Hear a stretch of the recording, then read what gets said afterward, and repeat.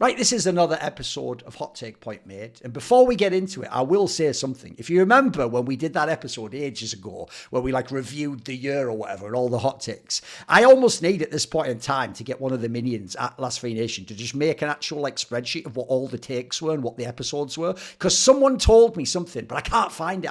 But I'm also going to look through 100 episodes, mate. Someone told me that I actually did make some hot take ages ago where I said something that Rops would play in Vitality with Zemu at some point in time, which the joke is, we give so many hot takes on this show, and they're not all like real takes, are they? They're like spiced up. Then I can't even remember saying that, but it sounds like something I might have said. But then I can't find the episodes. So I'm not going to go through them all. So if someone out there, if you can find it, you have to tell me the exact episode. And like, if you can give me a timestamp, I'll probably get it. Because listen, as you saw after the Spirit win Shanghai Major, I will shamelessly clip it and put it on my Twitter like, Nostradamus, anyone? You know, like, I'll do that just for fun. But yeah, anyway, so hit me up if you know about that. You did say it.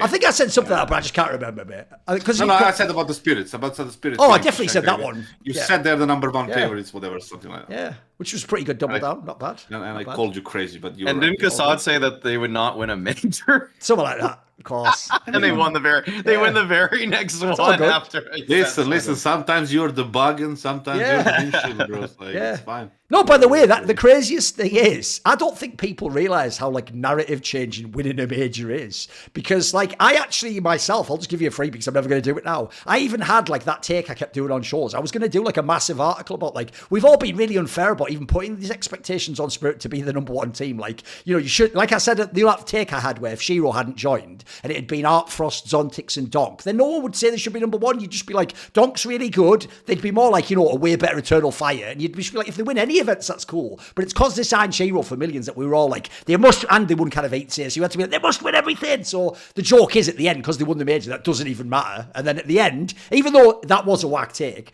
people at the end of the year were just like, maybe actually Spirit with the team of the year. It's like, fuck, what is this? The whiplash of some of these narratives is crazy. I'm like, oh, fucking my neck. Oh, I need to claim compensation. Right. What is the first take, boys? I've got to tell you right now, I've got a blistering hot take. So does someone else want to start? Do you want to warm us up?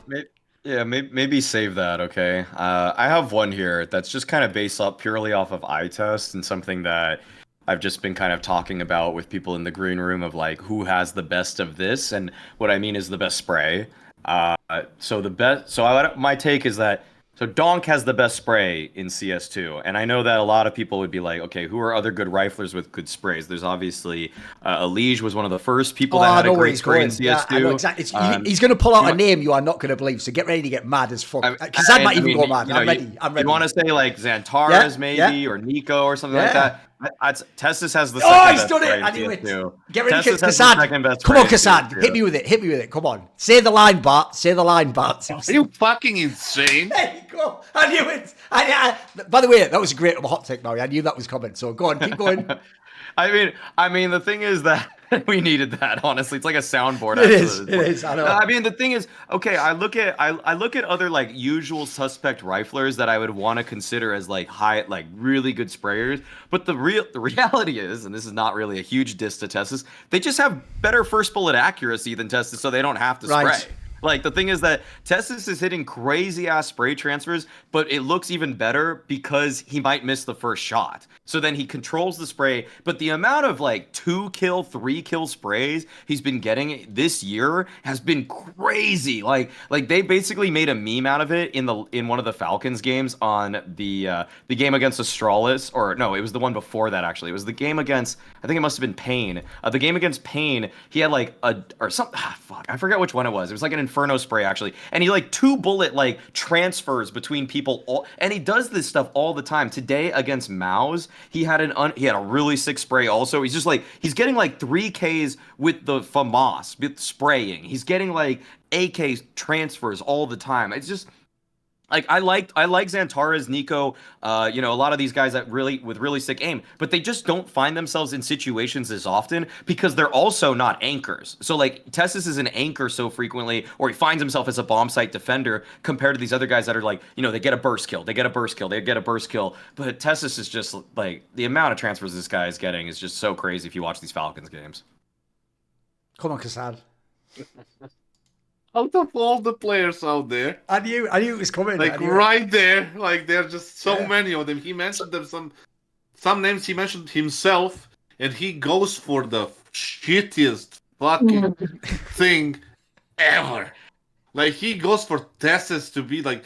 There is so many people right now, even like the developed players, the new up and coming players, and you choose TeSeS because you watched one game against the fucking MOUZ, and you just immediately come up with that shit. He has That's like one fucking incredible crazy. spray per series. Great, but that happens incredible. to me as well, or in you on fucking Okay. Premiere or whatever the fuck that you are playing.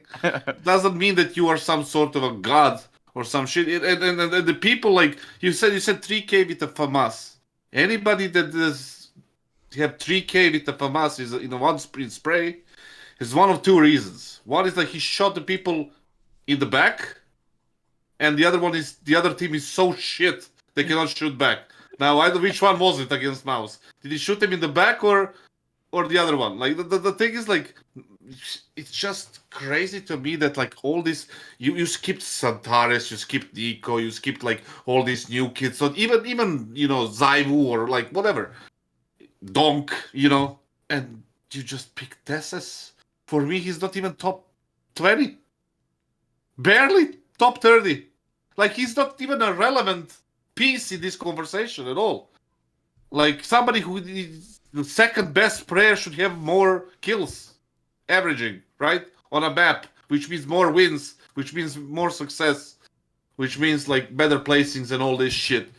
Like if you are the second best player and you are like top 20 or barely making playoffs, that something is off there. I don't know. Okay. For me, that's a shit take, and Okay.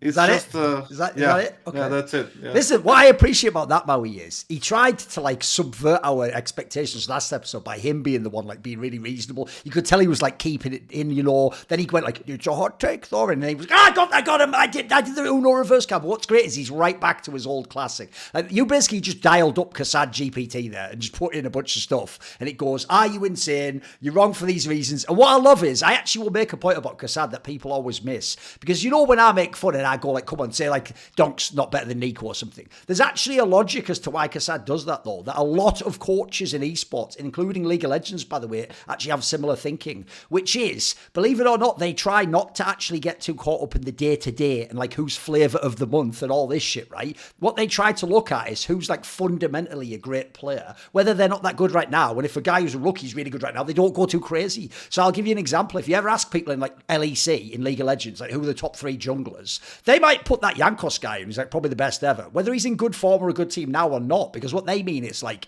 if he's had the right players around him and also like he did a good move in a bad game, they don't mean he's actually like eye test wise the best. So kassad's not like just being a boomer in that sense. He's trying to actually not let people basically tell him that like essentially like TeSeS is the second best sprayer in CS2. Like look, here's the thing though, kassad, it is a great hot take though, because even the way he did it, like he set it up like obviously Donk wins, then you do the classics, you do like a Liege. If Magus was any good anymore, he'd be in there, but he hasn't been for a while. You can go down the whole bunch of them. There's a whole bunch of them that have really good fucking spray. And then the joke is he set you up that at the end you're thinking, well, fuck, did I miss one? Is like a really great player? And then he just pulled TeSeS out, didn't he? Who basically, by the way, has played for about 4 years now as what in the French scene they call the meat, where you just throw him around the corner, let all the rabid dogs attack him, and then you go around and shoot the dogs.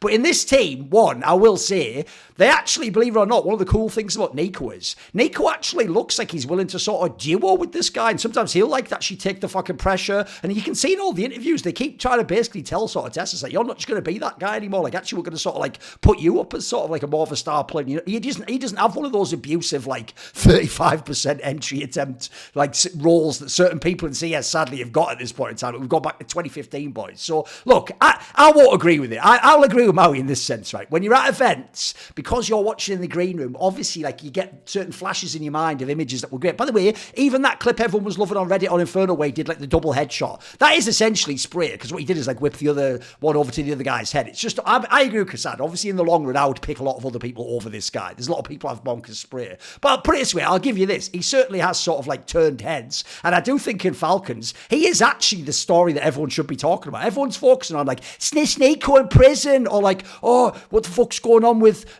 what's his name? Dexter, he can't op or whatever. What people are missing is, bro, Nico is is still cooking, and TeSeS is actually just a mega impact player. So like that's why I don't. If you noticed, I'm not like super in on Falcons, but I'm definitely not hating on him. So I get the take. It's basically a take to highlight why TeSeS is like good and popping off right now. It's all good. Yes. We just throw like reason out of the window at this point, like when we record this shit. Like, Yeah, it's just that like, is sort of the premise. All the people to say it. I know. like it's just like no reason, just say whatever. Okay, here's the and thing. just You can sell as a counter hot it. take. You can Dude, counter it. TeSeS has had some of the best sprays for the last 3-4 years. Like, Yeah, actually, 16 years. He was fucking there all the time. Like, Yeah. shut up. Like, please. Like, Okay, let's go to the next take. Let's go to the next. Let's see what your take is, and you have to counter it with a good take now. Come on, shows how it's done. Yeah, well, I mean, I was gonna go a little bit mild, and I was gonna say Oh, like I'm fucking gonna hell, mention okay. Astralis, but they're in the same, I guess, country, and I think that like Astralis, first of all, they should get rid of Cadian. That's a must.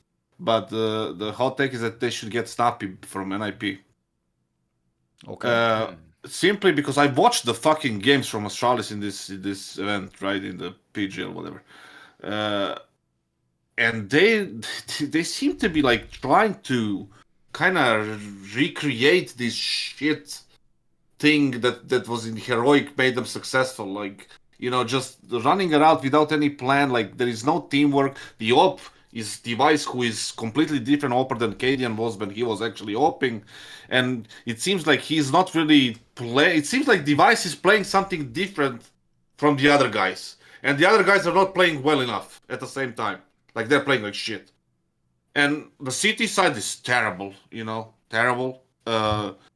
Everybody's running on their own side. The timings are off. The teamwork is off. The chemistry is obviously off. We saw that multiple times, even in Kato and you know, now. And it seems like, you know, the solution, number one solution, is to get rid of Cadian. Like, I still can't believe they actually paid money to Liquid to get him to Astralis, but that's a whole other topic. But getting Snappi, who would be respected in that lineup, who is Danish, obviously, so the language is not a problem. Raga is an okay coach. I don't think he's some sort of a, you know, God's gift to the fucking coaching, but he's not bad.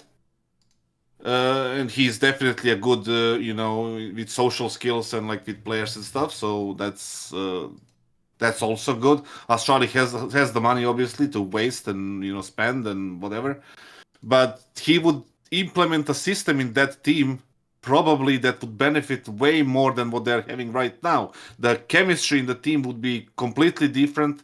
The vibe around the players would be completely different unless there is something between other players that we don't know about, which I don't think so. And overall, it would improve. I think also Device would like him because the work ethic and like the just the mind that Snappi has for the game is, you know, much better than Cadian, Hooksy, or whoever from the Danish, you know, scene right now. The only one is this new kid from OG, the Krisen guy, whatever, from MOUZ NXT. Okay.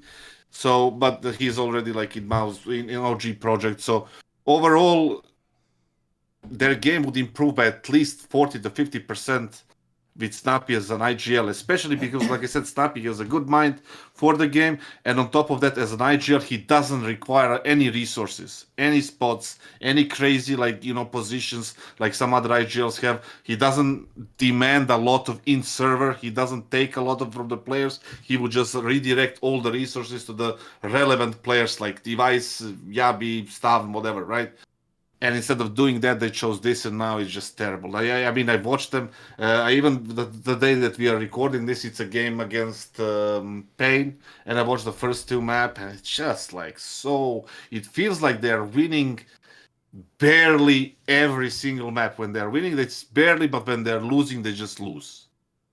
And for me, there is no progress ever since like day one when Cadian joined. Zero progress. There's no 1% that you can say, oh yeah, they're better than, you know, yesterday. Not a single percent. So something needs to change, and I would take Snappi probably because there is no one else. And also not just because there is no one else, but overall, like I said. I just haven't watched this new NIP enough to say if Snappy's on a redemption arc. I would assume so. I mean, I obviously liked how he called when he was with Ents. I felt like he was pretty clear. I thought we were going to hit the nail on the head and he would make the leap to a team like G2. Obviously, he ended up choosing or getting offered a contract with Falcons, and it was probably at the time impossible to turn that down for the fact that you're going to get paid a lot, and also you probably thought that you were going to get some upgrades in a few of your. He was literally told he would get Nico. Yeah, exactly. So he thought that he was going to get a completely different team. Well, bait. And I mean, like, sure, it felt like him and Zonic just never were able to like work together. It just felt like they were never really on the same page, and then we were getting a style that wasn't quite ENCE, but wasn't quite old era Astralis, and so it just felt like it was soulless. And I would say, like, with Astralis today, well, I kind of hate it because I actually kind of like the take, because Cadian is so bad at playing these sacrificial roles. He's really, really awful at playing with like an MP9 or even a rifle. He's just so subpar as a fragger. Like, I bet someone's gonna pull up the numbers and be like, he's not terrible, but it's like, dude, even with an MP9 in his hands or whatever, I've said this, I think, on desk at this point. It's like, dude, he is the worst I have ever seen in tier 1 using an MP9. Like, he's the worst at using that gun, which is crazy because the gun is just so simple. And all in all, like, against top teams, he's like really. Oh, by the way, his stats are absolutely appalling. By the way, if you just look at them, they're really bad, mate. Yeah. Okay, so they actually are bad. So yeah, they are bad. So I mean, like, put it this way, for this year on LAN, you know that firepower rating, he has 7 out of 100. Yeah, there's a few IGLs that are like that are just really sad. So I'm not going to name any names, but sure. Yeah, there's so nice. Yeah. I feel like when that is there, there's no excuse for the calling to also be bad, because when I watch them play again, it's kind of, to me, I don't know, when I watch them kassad, I just think it's like half old heroic, half trying to play the way Device wants to play. And it's not the all-in style where Cadian used to be kind of a balls to the walls opper, and it was almost like he was using himself as like a sacrificial, like, he's gonna get one kill, there's a high chance he'll get traded after getting that kill, but at least it sets up his riflers with the aggressive position that he takes. Like, they would do a lot of cool, like, gambly almost things with his op, and Device is just, I mean, he's more consistent. I would say Device is better, but it's just that Cadian would almost just go all in on his kill, whereas Device wants to play a farther back style. And it's weird because it actually seems to conflict with the way that Cadian wants to move his pieces around. And so it's not synergistic right now. So yeah, I actually kind of am on board with the take. I think Snappi would actually find more success with this kind of lineup.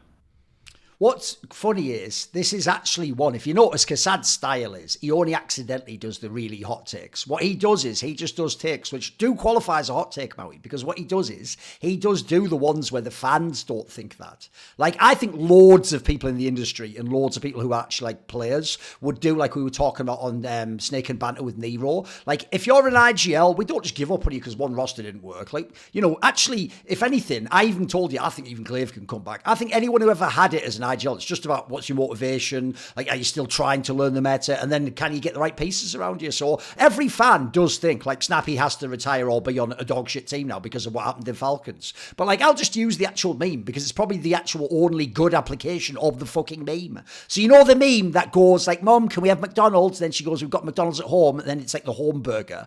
Bro, Boros was on the Falcons roster. So it's like, well, we got you Nico. It's like, oh, that's not Nico. It's like, well, this is like home Nico. It's like, well, that's fucking Boros. Like, what? First of all, mate, he's doing all the partying and he's not even doing the fucking MVP shit. Might have let a little bit too much out there, but whatever. Don't worry about it, mate.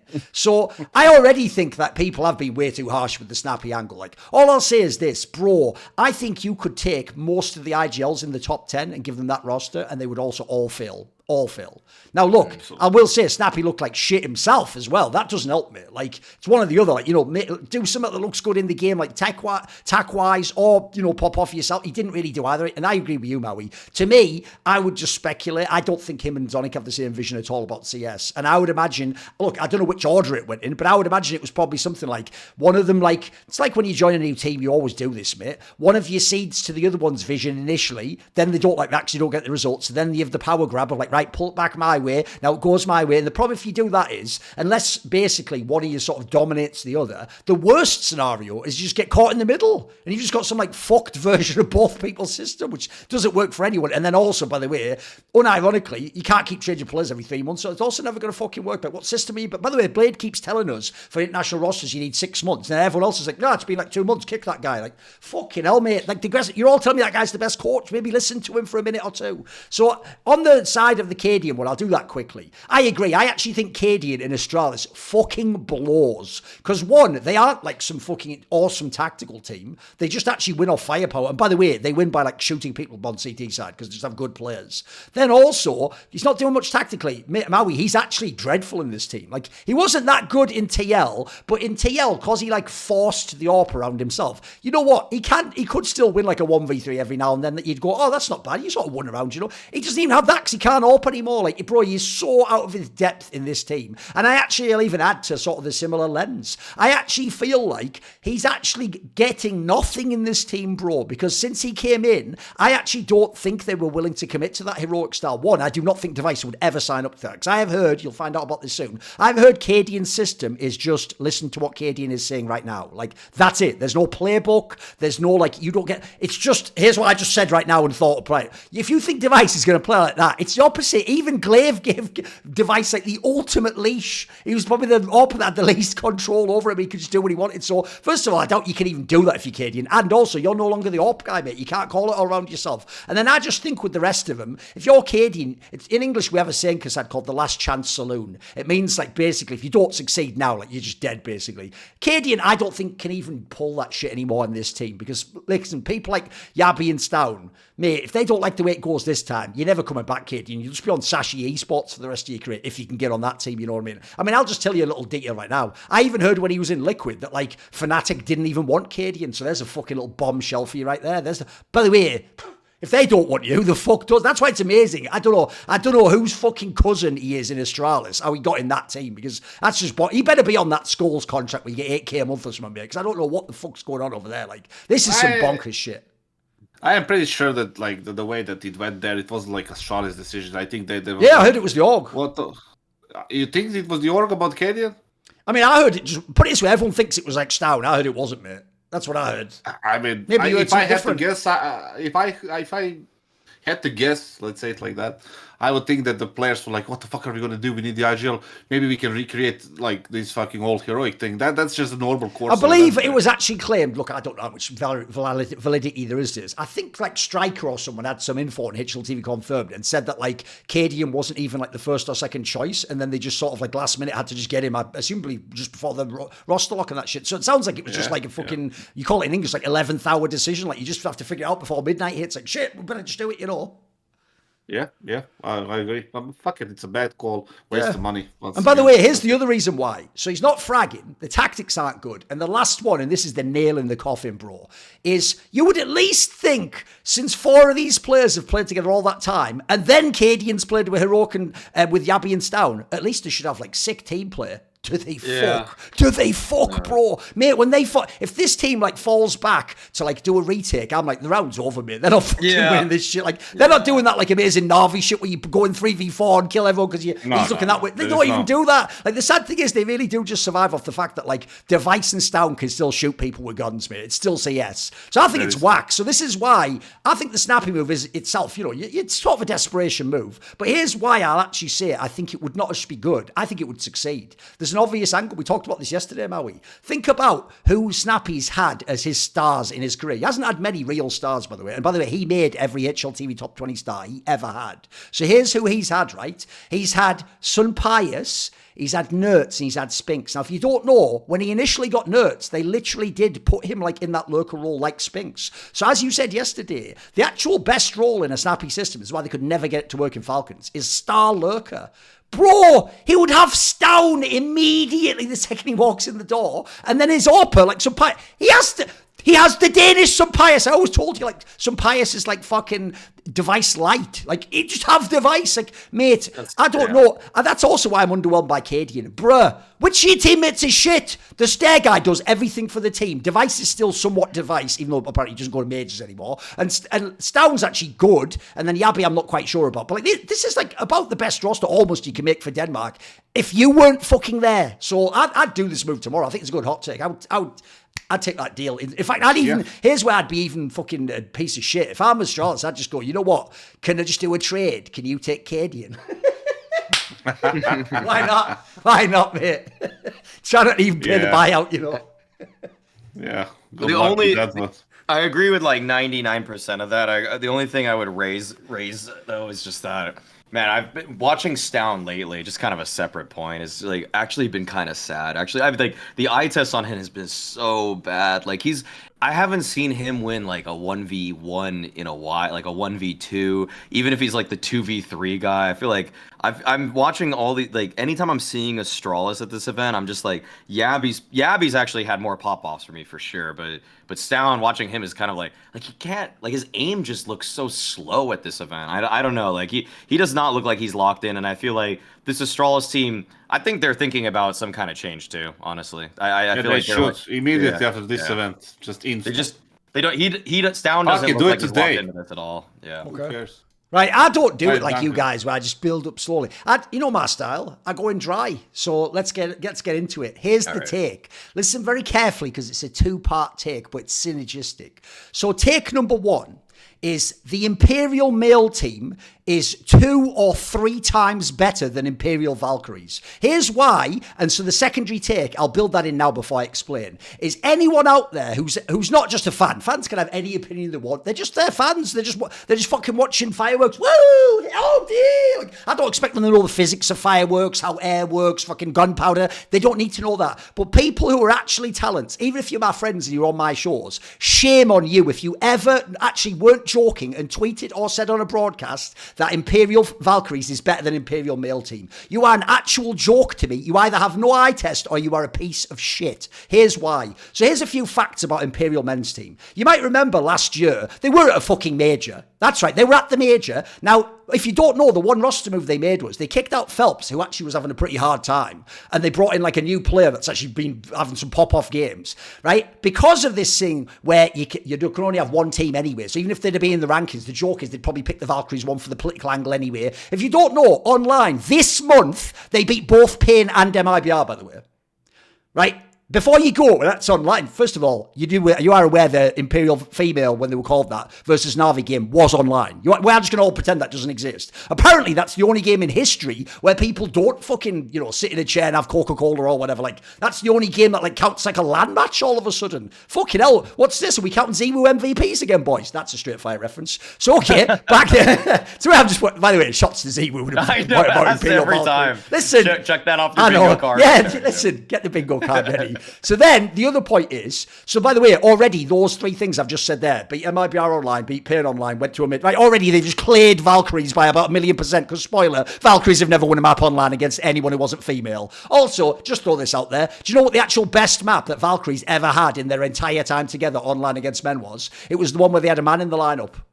Now, you might go, oh my God, has he just said that? Yeah, I've just said a fact. I didn't give an opinion, I said a fact. If you can't handle swallowing that fact, maybe stay the fuck out of the kit. Oh, well, whatever, wherever you would be in that scenario, straight fire joke as well. Also incredible. Did it all in your head, not out loud. That's why you can't cancel me, mate. Uncancelable at this point in time. I'm going to keep saying that until I'm just cancelled, like fully Kanye, the fuck out the scene. But it's all good. It's all good. I haven't got any t-shirts to sell. Don't worry about it. Well, actually, I will do so from Last Free Nation or whatever, but they'll just be ones that say Last Free Nation. Obviously, you don't complete the rest of the joke. Then the last thing I'll say is this. If you just look at the roster of Imperial Male, this is why it's not even a fucking hate take towards Imperial Valkyries. You are aware that Imperial Men's team has fucking Try on it. Right, if you're going to tell me that guy sucks or that Anna is better than him with the AWP, I don't even know if we can have a conversation. Like, I don't even know if you're speaking English or if I've like got my brain broken and I can't understand what you're saying, because I don't know what even concepts we're talking about. Like, what is AWPing to you? Like, what is being good? Like, does all the games I saw Try play against really good players, do they not count anymore? Is that not a real thing? Like, I thought I saw the Anna girl go to the LAN, take 0 fucking opening duels, get 0 fucking opening kills, and then basically just bait with the AWP and just get fragged to fuck all over the map. And by the way, that's not even some sort of a hate take, because what is Thorin's #1 rule of fucking AWPing is that when you go to tier 1, the biggest differential gap is between the AWPers. Like, there is... Bro, even it's why I was so confident on the ultimate take of like, listen, mate, I'm not going to give it that he's a top 5 AWPer yet. I've got to see him do this in arenas when people actually study him, and then people have also played against him. Like, it's the hardest role to make work in the game. So look, this isn't even a take about the Valkyries. It's more just this whack shit that like the Imperial men's team are like the butt of the joke. Because here's what I don't get: the same people doing this, right, aren't just doing it to hype up Valkyries. They're doing this whole thing simultaneously of like, well, don't ever be harsh to Valkyries, though. Don't be mean to them. We've got to give them a chance. And then you're just going to take people like Try and Vinny and fucking the men's team of Imperial and just chuck them in the bin for a joke. Like, why? What's the gag? Like, that would be funny if you only meant it as a joke, but some of you mean it for real. Some of you actually do mean for real that you think that the Valkyries team is better on land than the fucking Imperial team. And the last thing I'll say is this. Nail in the coffin, end of discussion, was that Complexity series. Because, bro, Complexity is fucking garbage. They are actual hot trash. I don't even blame them, by the way. They're going all NA. If you don't know, they can't even get another import. Because remember, Leisure was NA. They'd have to basically kick Halzerk and JT, probably their 2 best pieces, roll for roll. So they're actually in a really tough spot. Like, they haven't got loads of money either. So the problem is, they're not a good team, though. Like, the joke is, if you don't know, they'd also never won a map on LAN. Just what happened was, eventually, someone had to win one, didn't they? So they got to play Valkyries and they got to win 2-0. By the way, they comfortably won. It was actually fucking insane. So this isn't even some sort of like an anti-Valkyries thing. It's a fucking pro-Imperial men's take. Can we please put some respect on people who are actually like decent at the game? They also have a play called Decent, so that's straight fire or whatever. Come on then. All right. Who wants to just jump in the fucking minefield with me and start walking over claymores? I'll do it. Fuck it. I don't know why I asked that, Maui. I forgot I was in the room with, to be fair. Yeah, I'll do it. He's like, I'm already out here, Thorin, way further out than you. I was like, oh shit, my bad. My bad. Okay. You can't one up. First of all, I'll just say my opinion like this first. If female team, Imperial female team, play the men's Imperial team 100 maps in the next 30 days, 3 maps a day, they would win 0 maps. They might fluke one. Come on, they could maybe fluke one. No. They will win 0 maps. Okay. He's made my man hotter even I know my I thought I'd already made it pretty scorching. I know, fucking hell. Okay. They would win 0 maps. Simply because like the quality difference is just, a fact again. Like there is no...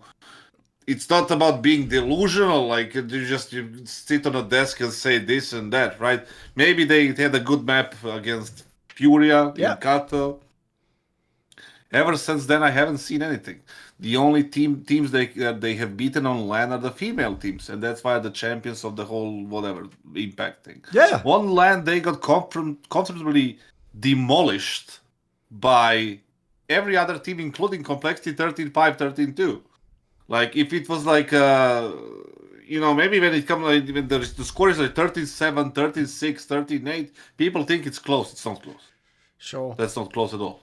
So if they play 100 maps, 0 wins. If they play best of 5 against top 50 teams in HLTV ranking, 0 maps.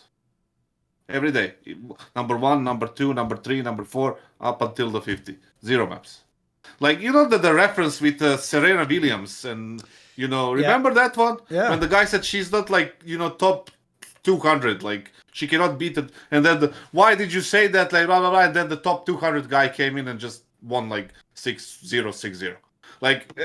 The thing is, like, and even Serena Williams said, like, listen, it's just a quality difference. They hit harder. They're That's like true. sharper, By the way, they're she actually faster. does, even to this She day on talk actually shows, said say it, that like, all the men she are is better. not It's true. delusional. No, it's true. Yeah. Like, she is the best female tennis player of all time, Yeah. no question asked. But when it comes to competing against men in athletic sport like that, it's just a quality difference. And like the bone structure, but that's like another topic, Yeah, right? sure. Like, but the thing is, like, it's similar to this, not all the way the same, but Yeah. similar. And we see it. Like, we're not stupid. Like, we see it. Like, we don't want to downplay Imperial team. They're now getting getting wrecked because Valkyries or like Imperial female team qualified over what? Over winning 3 female cups, right? 2 Impact Leagues and 1 whatever tournament. So maybe you know this, Maui. Maybe I don't know it correctly. Like, is Impact gonna be considered in VRS? It was previously. Yeah. I don't know if it is now. Yeah. So it was previously, but from Yeah. now on, like, I mean, I assume it I is don't- Kassad, because as far as I know, it just works off, like, if you have enough prize money, then the wins count. you So- get up in Yeah, the yeah. rankings and whatever. So then when you come first at it, you get, like, whatever, 80% let of, me like, ask a you massive prize pool. this but- question, yeah. which nobody seems to be asking. Okay. Like, if female team of Valkyries or whoever like wins the tournament qualifies for the men events, does that mean that the men team can join Impact League? Obviously not. I like the way you asked that Why? naively. Well, because they're not women, so... But what do you mean? Like, I don't get it. Well, in Like, the same way as if I have an NA-only cop, you can't join if you're fucking Astralis because you're not from NA, you know? yeah, but that's not the same though. That's not even close There's to being the same. there's region locked and gender locked. They also tournaments, say and I think that that's all So part it's of in, it. gender VR, locked. in VRS, Yeah. they actually do say that, like, you're Yeah. allowed to region or gender lock tournaments. So actually, Valve allowed this, by the way. Okay. It actually turns out it wasn't If they oversight allow even. this, then it's fine because I didn't know. That's why I No, asked. no, I very had to look it up carefully. myself. Yeah, I had to asked look it up myself, carefully, mate. right? Yeah. I asked carefully because I didn't Yeah. know. But the thing is, it's just, is it fair? I don't know. It's a different topic. We can discuss that. Should they be playing the men's tournament? Should that be expelled from rule book or whatever the fuck is it? I don't know. We can talk about it. Probably yes. But right now, can they compete against men teams? Not even close. Not even in a 1,000 maps. By the way, I'll even give a quick reason, Kassad, because everyone's going to think that's like you're being mean. Here's a reason why it's totally logical they can't compete. And by the way, they are, like, if you don't know, like the GOAT, they're like the Astralis of the female scene. Like, I don't think they've lost a lamb for 2 years or something, Kassad, with all the different orgs they were in. It's like the same core, etc. Here's what people don't realise. Think about the argument that's always made now as to why we need to let the women's teams in. Because what they say is not enough women play, so it's you're unfair to judge them against the men as a result, because they don't have essentially enough people coming in the funnel that at the end, when you get the best team, it's good enough to compete, right? Well, the problem is that argument itself makes it logical that this team wouldn't be then good enough, unfortunately. That's just that.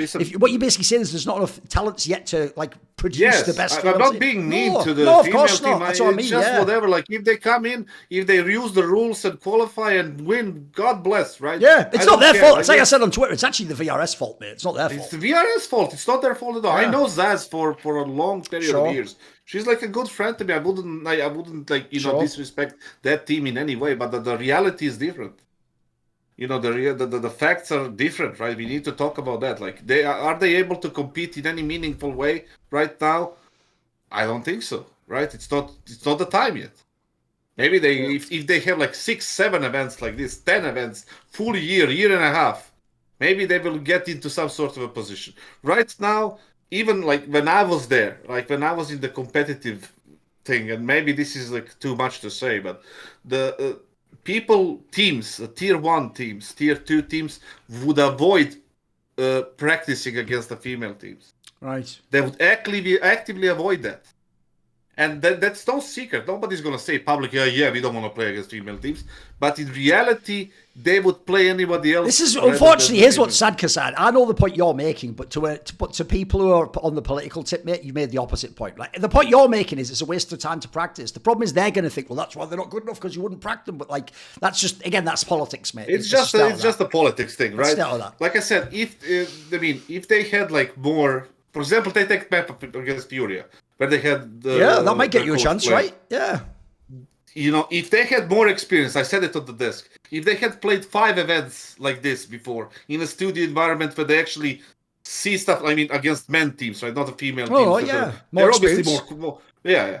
they would win that map. They would 100% win. Yeah, it was winnable. Yeah, absolutely was. Probably would lose the match at the end, but would win that map. Overall, like I said, right now, it's just the quality is too big of a gap. Okay. Yeah, I mean, I would just say, like, matter of factly, looking at the Imperial female demos, especially prepping for the Blast Bounty event, it's just, I mean, I don't know if people like, I mean, if you just watch closely enough, I mean, their time to kill is just slower. Like, it's just, their mechanics are just worse. Like, they take longer to get kills. Like, sure, like we've seen, you know, Cats clutch with the Deagle against Wonderful. We've seen a couple nice instant first bullet shots from people like Zaz and stuff, and like, you know, but I just think like when I watch it, it's just the mechanic. Like, I actually think their strategies are actually fine. Like, I actually think their tactics are all right. Like, I think that they could use Anna a bit more aggressively as an opper. I feel like it's kind of weird that they kind of save her for late rounds a little bit. Like, you should obviously be going for more picks with the op because, you know, it's a one-shot kill, like pressure the other teams. But in terms of their own T sides, I think they're fine. But I mean, yeah, player quality. It's just kind of like you're picking from a pool, and I don't really have like I'm not trying to even make a political statement on this. It's just you're picking from a pool of players where there are just simply less, and in that pool of players that there are simply less, they probably have more difficulties getting good practice for the reasons we're aware of. I mean, also they're just not a highly ranked team, so like, why would I, if I'm a ranked 5 team in the world, use an hour of my practice time to play against you guys when I'm not probably even practicing against the 40th ranked team in the world? It doesn't really even make sense. So these are all just like facts of it all. And like, you know, I've played a women's team before in like qualifiers and practices and stuff like that. I've actually lost to one before, and obviously that was like when I was playing like main or something, like in one of my first seasons or something like that. So it wasn't like a serious, but it was like, okay, like it's not like you're always gonna win or whatever, but like, so that's why I would go against the like 100-0 maps that kassad. That was hyperbolic, of course. Yeah, that's a little bit. Because to me, the Furia one shows surely you'd eventually win a map or two. You know what I mean? Yeah. That's what I think. Because like, it'd be like that. Surely you'd win with 2 pistols one time, and then, you know, someone would win a 1v1. You know, CS is CS at the end of the day. You can win a map. I mean, they push some of the top teams on like a map. They'll like get, you know, make it kind of scary, like tied 7-7 going into whatever. And if you get like one clutch there, it can change things.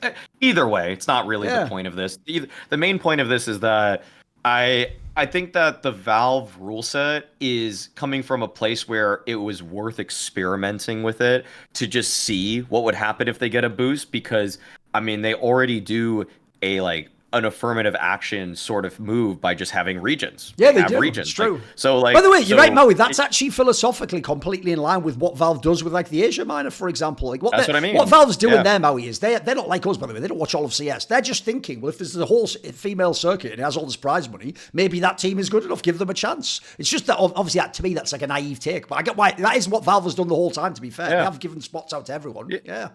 Well, personally, I'm okay with that. Like, I mean, because or else we wouldn't have many America's teams that are qualifying for these things, and we wouldn't have many Asian teams that are qualifying for these things. And because we had so many slots for America's teams and Asia teams, it's keeping a Brazilian scene or South American scene running that is actually showing that it has a lot of talent. Like teams like Pain and MIBR are pushing. It's not even they're just pushing. They're beating the best teams in the world, and it's because they've been given these opportunities from being from this region. So I think that there's reason to give certain spaces here an opportunity, but I just feel like for right now, for when it comes to regions, it's good. Like, I'm curious what ATOX has been doing in Asia, because now they're going to be performing in a couple events. Like, I want to see, like, people like Bled tells me maybe LinVision is better than them, but like either way, I'll find out. You know, I'll find out, do these teams deserve to be there or not? And the thing is that Valve adjusts their slots at these events for how many Asia teams qualify based off of how well they actually do. And it's cool that the Mongols have gotten this opportunity and basically carved out a spot where they're just guaranteed a spot at the major, because they've earned it. They've earned that to me. No, I mean, beyond that, I don't really know if there's anything else to go on with that, but like, this was an interesting experiment. I will have very little a strong opinion in either way if Valve in the next VRS says, yeah, the gender locked events are no longer going to be ranked by Valve. Like, if they take that away though tomorrow, personally, I think I've seen enough of what Imperial Female are able to do, and so that this was a good opportunity, and it's something that we haven't seen for like 4 or 5 years for a tier 1 event to include a women's team. And so, yeah, like, I mean, I think we've learned a lot in the last I'll give you one last little detail. I said it on Twitter, so I'll formalize it here. This is how you could actually fix this whole problem if you're Valve and you want it to be the equivalent of having smaller regions and see if they develop. What you do is what I said. Forget this VRS thing where you qualify through that. In the same way as in ESL Pro League, they used to have a qualifier for Spain, so always there had to be a Spanish team there, and they had certain other qualifiers like that. Make one slot in Tier 1 for female tournaments, and then it's not just like Imperial gets it, it's like whoever wins the last female event or whatever, because one, that actually gives you more of a reason to be competitive at the female event, by the way. That way, maybe if the Fury female team beats them, they get to come to the event. And then secondly, I'm being serious when I say this, notice how I framed it all about what I don't like is the media bullshit of like pretending they're awesome when they're not doing well, and then when they fail, going, well, how could they be awesome? They've got all these problems. It's like, well, which is it? Then the whiplash is crazy. So here's what I'll even say. I'll offer an olive branch to the female scene. If you get given a dedicated slot, like the Spanish slot in Pro League, and it's just called the best female team in the rankings is invited to this event, then I won't make fun of you. Like, look, some people will, but in that scenario, then it's fine. You're just the best of the female teams. Let's see how you do. My problem is that in the current system, there really are certain people, for political reasons, just have never gone to the GitHub and clicked it and seen that all the wins that qualified you were against the female teams. They actually think, there are actually people, I'm not even trolling by the way, bro, in other esports who don't know anything about CS, who hopped on me on Twitter, who think this is just like they for real are like top 30 in the world rankings of CS, and I'm hating just because they're women. It's like, no, they are top 30 because we let them count a closed circuit that none of the men playing. So if you just make a dedicated slot, then it's the same as at the major. Like, I make fun of FlyQuest, not because they're the worst team, by the way. I make fun of them because they sort of talk shit to people. If you notice, you don't ever see me banging on Lin Vision if they go to a major, mate. I just go, but what do you expect? They're not Mongols. There's only one good team in that region. So again, that's the olive branch I'll say. If you just make a dedicated female slot, by the way, I don't even mind that. It is. I don't even mind that either. That's what I'm going to say on the desk right. in Kato. The thing is like, but there was always like fucked up, whatever. But the thing is like, if you want to give them after like Impact League like a slot to an event, even it can be a Cologne for fuck's sake. Give them Remember, it's only the plane, bro. Half the teams in the plane, none of us care about. You know what I mean? Who cares, man? Like, and if you win there, then yeah, great. But and then the more female teams will like fight for that spot. I agree. They will be like more competitive. That Furia team, that whatever, that some Asian team, I can't remember the name. But the thing is like, it would be more competitive even in their scene. Like even in their community, more teams, maybe orgs would, fight even more to get some of the teams. Maybe more money will be, I don't know. But like giving them a wild card, direct invite, something like that would definitely be better than this. Because this is just garbage. All right, Maui. Okay.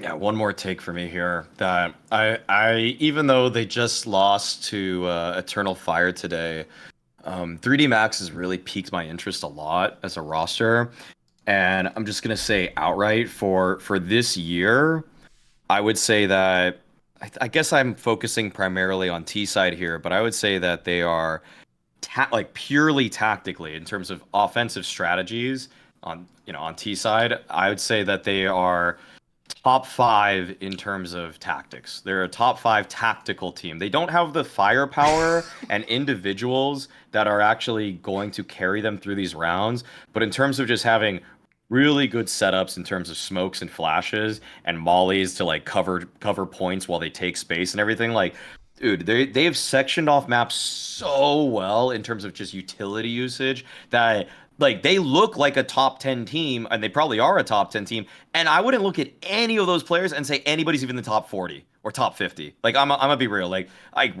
you could say like Body, Maka, or Lucky, like, dude, none of these guys are top 50 players in the world, and yet they are a top 10 team. So something has to be propelling them, and I'm just gonna say their T-side tactics, top 5 in the world. Like, I watch them instead of Spirit, and like Spirit is like their round win percentage is better on T side against top team Spirit, but it's like, do I really think their tactics are actually better? No, I just think their personnel are better. I'd say Vitality is a rare team where it's like they've got both. They got great tactics and they got good individuals. But then like I go down the line and it's like I want Navi to be in that top 5 probably, maybe, but but like I wouldn't put Eternal Fire, I wouldn't put G2, I wouldn't put MOUZ today. So yeah, no, top 5 tactical team. It's kind of one of those eye test ones, but no, their T sides inspire me a lot. Like when I watch them, it's almost just like they fall apart because individuals then like get all these advanced positions, they get the opening kill, but then they just can't really convert off of that. And I think that's more down to like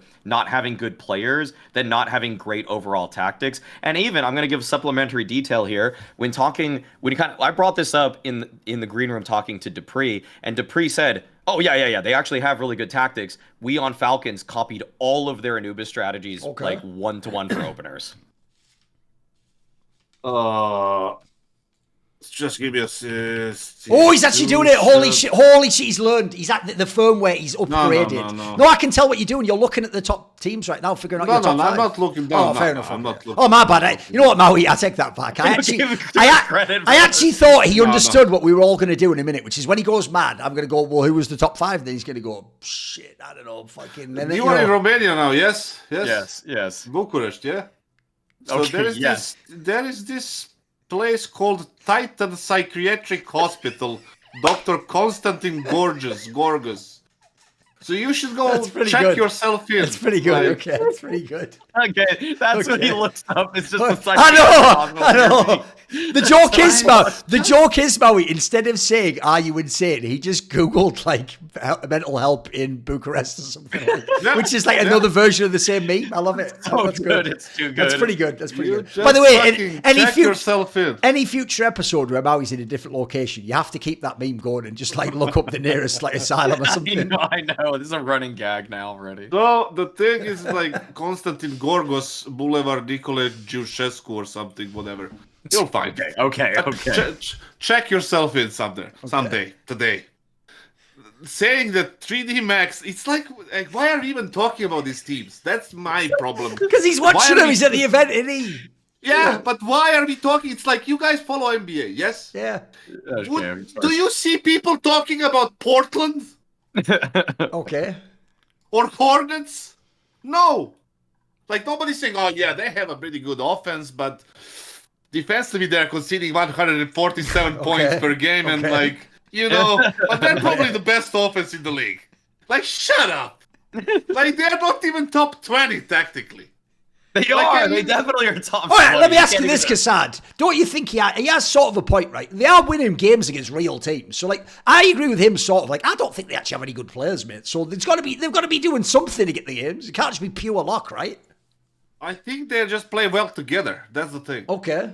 Like, I think that's the biggest reason why. It's not because they obviously have tactics. Sure. But putting him at top 5 is such a fucking crazy thing to say that's beyond every hot take, right?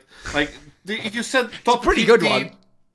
If you said top 15, I would probably buy it. Maybe top 20, you know, something like that.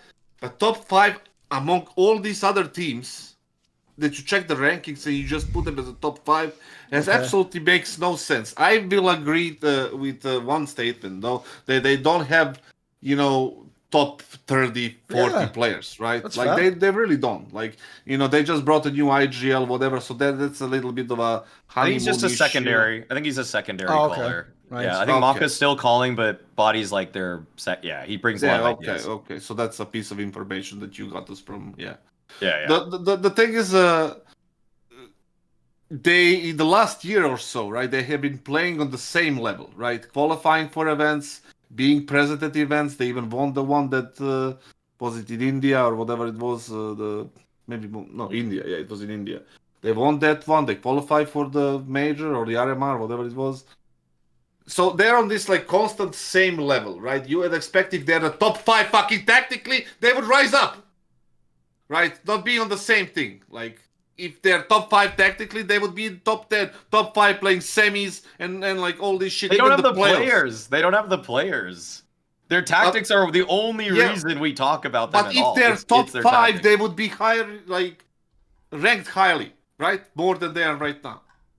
You think with the top 5 tactics, bad players, top 15 is your, like, best position that you can be in. To be Just fair, playing the events and be it's there? not impossible because of this event. I mean, it hasn't got all the top teams, but they might actually end up getting higher ranking as a result of it. So to be fair, they will Yeah, be I don't like, count this probably event. ranked I like don't 12th count or this something. event. There is no fucking Sure. spirit. There is no No, that's vitality. true. There I is no agree. Navi, G2. It's why I said on the past episode, we're not going to hold it against Maui if Mouse make the playoffs here. Like, there's not many. The joke is, it's why when on the desk, I get like you have to do it at the event. But like when people are talking like FaZe and stuff, you think you're going to win the event, bro? If you say no, just quit CS at this point in time. Like, fuck it, who's going to beat you? You know what I mean? Like, Yeah, I mean it's crazy, but I didn't watch as much as you did of 3D Max. Obviously, they have solid teamwork. They play well together. They're a long time together, the same nationality and everything. And obviously, they deserve to be in these events because they grinded it out, like they did. One of the teams together with Mongols and like a couple of more teams, they grinded the shit out of the event. Yeah. They went through all these tier 3, tier 2,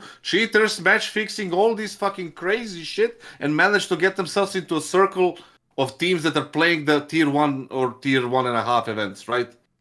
So that's something that's respectable. That puts them in top 15, that puts them in top 20, that puts them as a dangerous team that can beat some of these good teams, right? But to put them as a top 5 in tactically, amongst maybe they're top 5 tactically on that event that you are in. But overall, I would say no chance.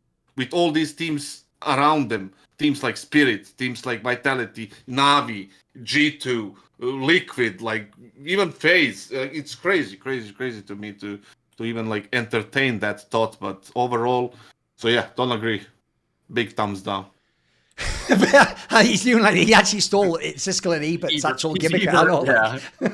Okay. Right. What I'll say is this. As usual, like most hot takes, obviously the part that makes it really hot, I don't necessarily agree with because that's like idiosyncratically unique to the person who made it. But I do agree with the premise that Maui has, which is like, I'm sort of between the two of you. Look, I haven't seen stuff that I thought that revolutionary, like obvious joke I'll make is when Dupree tells you like, oh, actually we copied everything off them. Yeah, because here's the thing, bro. If I serve you a really basic can of like fucking Heinz tomato soup, but you've been eating gruel, you're gonna go, oh, fucking hell, the flavours. Oh, what is this? Like, just like gourmet or some shit. Oh, fucking, can I have some more, please? Can I have some more, please? Oh, I don't want to go. Oh, mum's calling for dinner. Oh, can I stay at your house for dinner? Yeah, that's you and fucking Falcons, Dupree. You haven't seen a real fucking strat since CSGO, bro.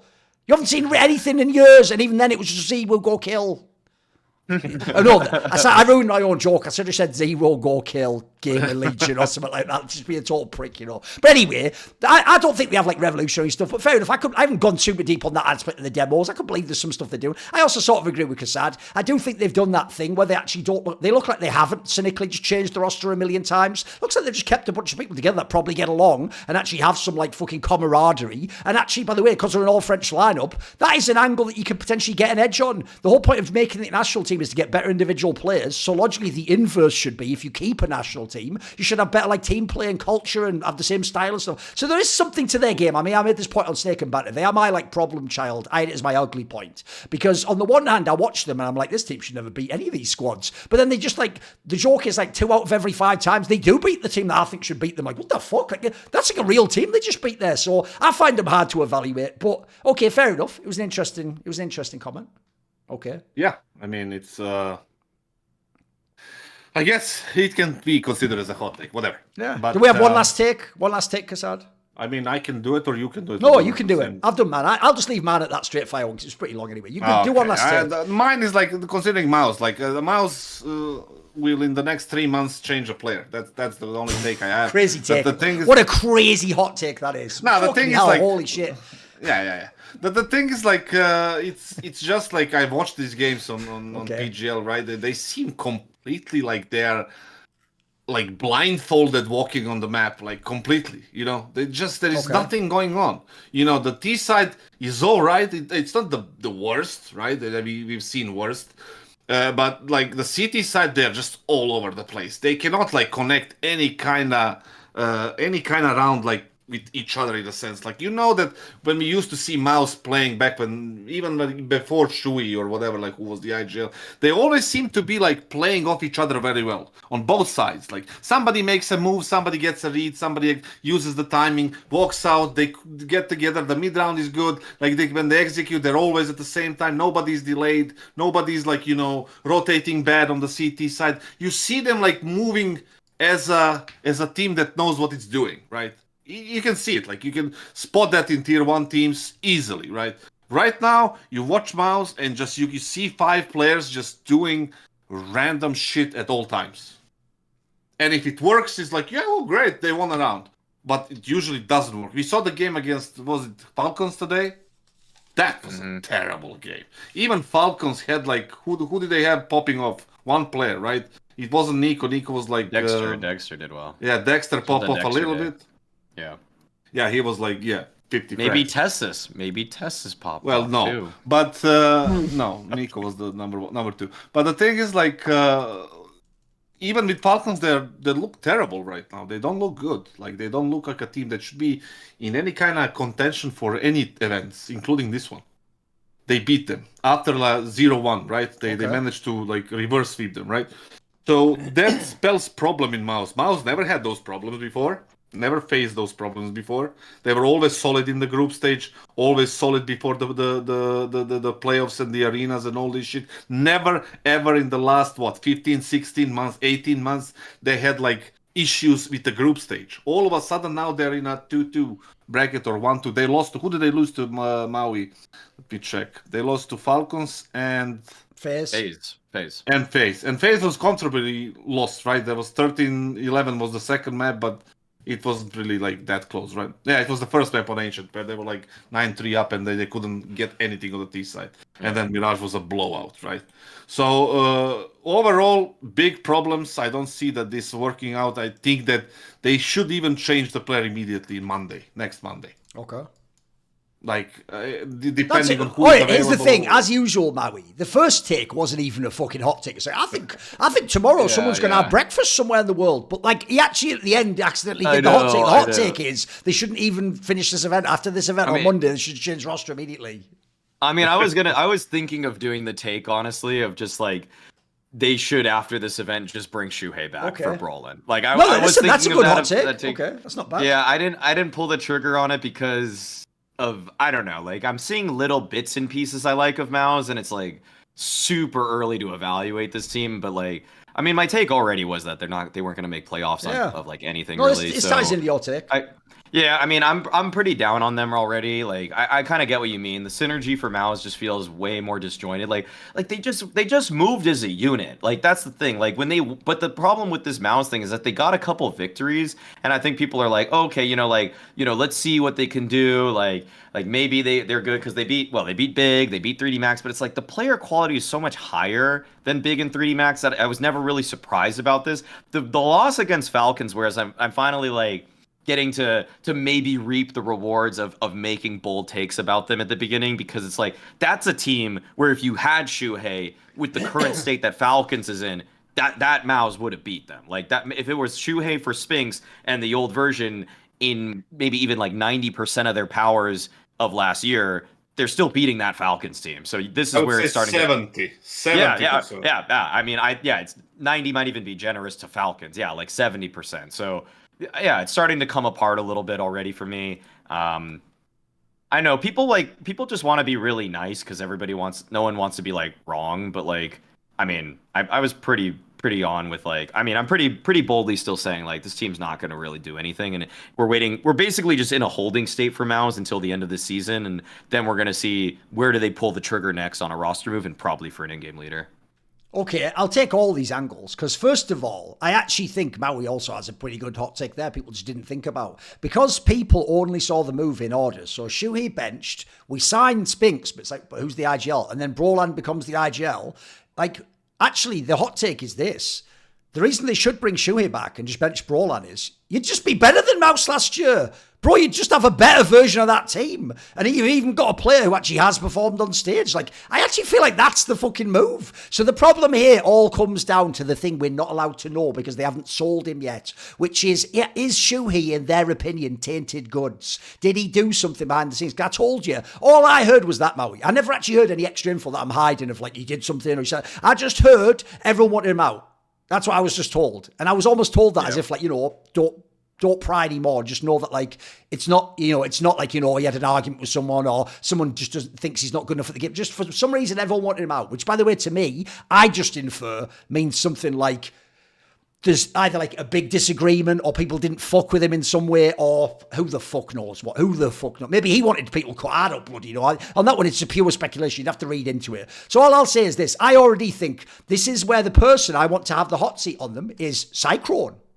After what I've just seen everyone do to Zonic, who I'm being told is on Fraud Watch, here's what I don't get. Please clarify that by Fraud Watch, you only mean in Falcons. Because if you're doing that thing where it's like he was always a fraud secretly, I actually think you're a bomb at CS again. I think you just don't know the game. It's impossible. It is literally impossible to win 5 majors as a fraud. It's just not, it's not even vague. Bro, I don't even know if you could win 1 major as a fraud. Like, I'll even give, like, I don't even know him. I'll give Dastan some credit. I'll give almost anyone who won a major some credit, right? I think it's so hard. You have to have done something, bro. You can't actually just be a total faker, in my opinion. So, I love that kassad just said, yes, you can. Yes, you can. You're welcome to that. Gambit. Oh, Kane, I see what you mean, right? That might be the closest. Because a lot of people think that guy was a Porto. It's true. That would be, put it this way, that would be in that case, that's the rule, that's the exception that proves the rule, as we say in English, kassad. I mean, everyone else, except Kane, everyone else was legit. Fashion UA, he kind of proved himself recently. He just kind of. So, but the thing is, I actually do think this is why the pressure actually doesn't go to Spinks, it doesn't go to Shuhei, it just goes to Cyclone, because here's why.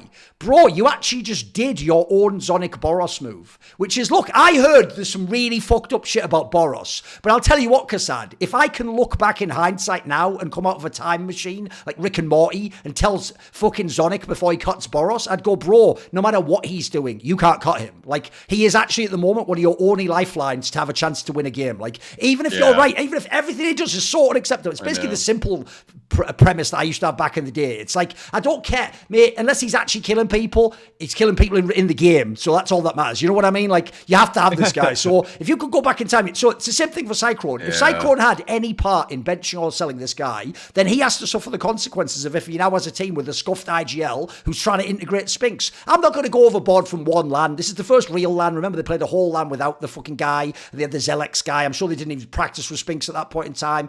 They're not terrible. They've already beaten 3D Max. The problem is they're going to basically have to do the thing that's almost impossible, which is with no IGL, they're all going to actually have to play like they all should in a real team and pop off. And if they could do that, the names on paper say they could do that, but that's so implausible in CS, unfortunately, guys.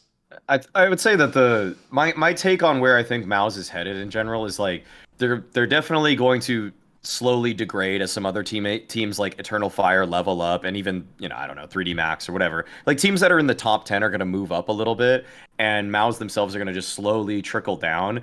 And what they're going to say after they sell Shuhei or whenever that deal is completed is, I think from watching this team, I like kassad saying they look like they're 5 guys playing without any connection to each other. And that's exactly what I see. That's what I see too. I see the same thing where it's just like, I feel like they wanted to play a style that's more individualistic. And if I have to guess, what's going to come out is going to be like some stuff about Shuhei microing too much, or like telling them to do too, like, it's going to be kind of like Alexi B level stuff where it's like they don't realize that Shuhei has been puppet mastering them in a lot of games, but come playoff time, I imagine like some of these players just are playing worse. Like, I watch them play in like arenas, and it's like exertion just gets so much worse. And if these are the guys that started to stage the coup, then it's like, I feel like their inability to look inwards and their poor ability to handle pressure in arena games is what made them wrongly assess the fact that Shuhei was holding them back, when in reality he's like, this guy was holding everything together. It's kind of one of those like MSL, didn't know I was in a system till I wasn't playing with MSL type of things. I feel like Shuhei is,